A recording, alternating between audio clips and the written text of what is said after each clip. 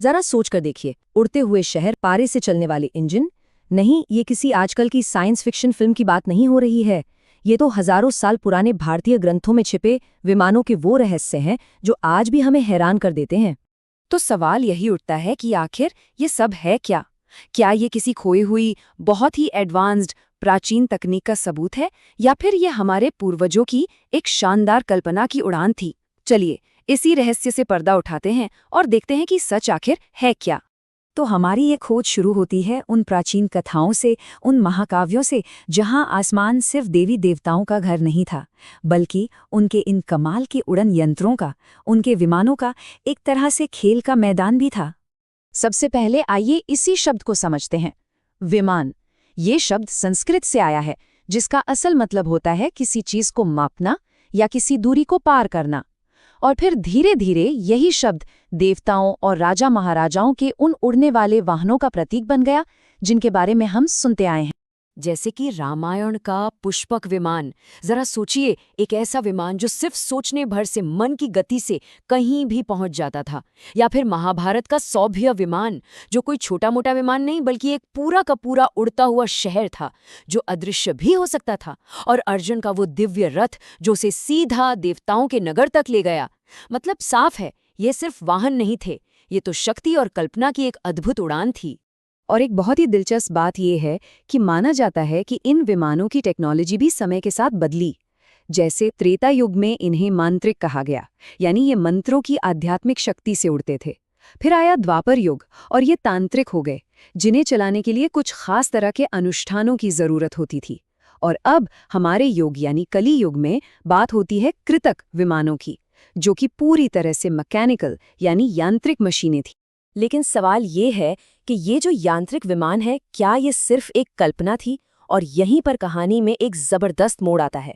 20वीं सदी में अचानक एक ग्रंथ सामने आया जिसका नाम था वैमानिक शास्त्र, और इसका दावा था कि ये कोई कहानी नहीं बल्कि इन मशीनों को बनाने का एक प्राचीन इंजीनियरिंग मैनुअल है।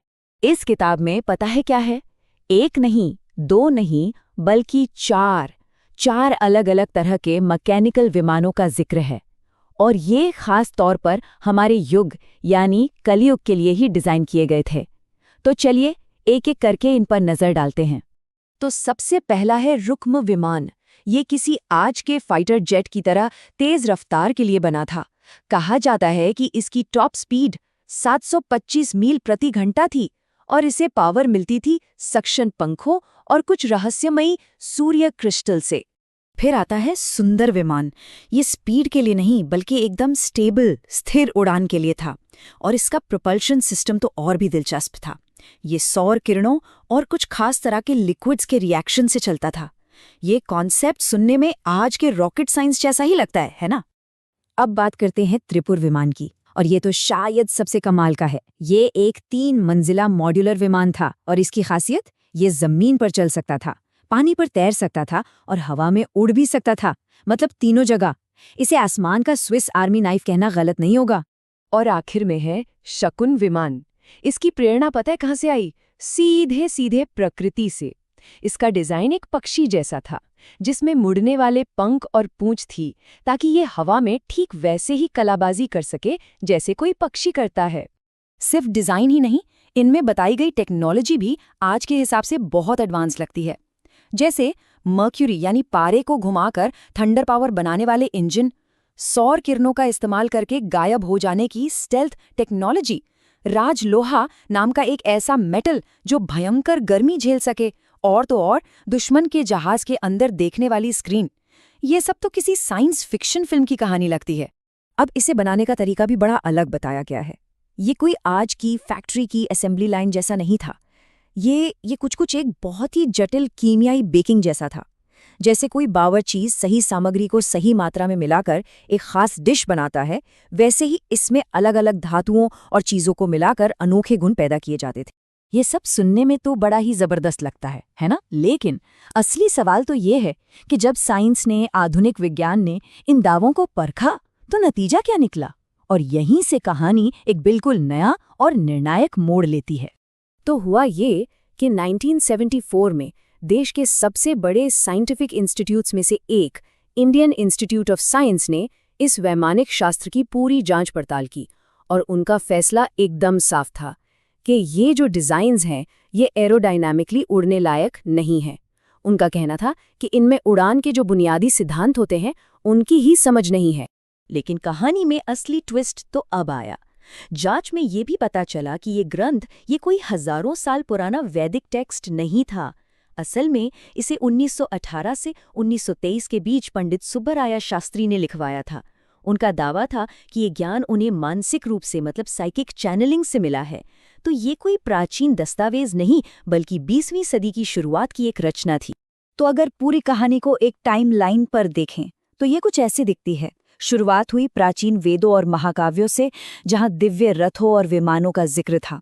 फिर 1895 में शिवकर बापूजी तलपदे के कुछ दावे सामने आए। उसके बाद 1918 से 1923 के बीच वैमानिक शास्त्र लिखा गया और फिर आखिर में 1974 में साइंस ने इस पर अपना फैसला सुना दिया।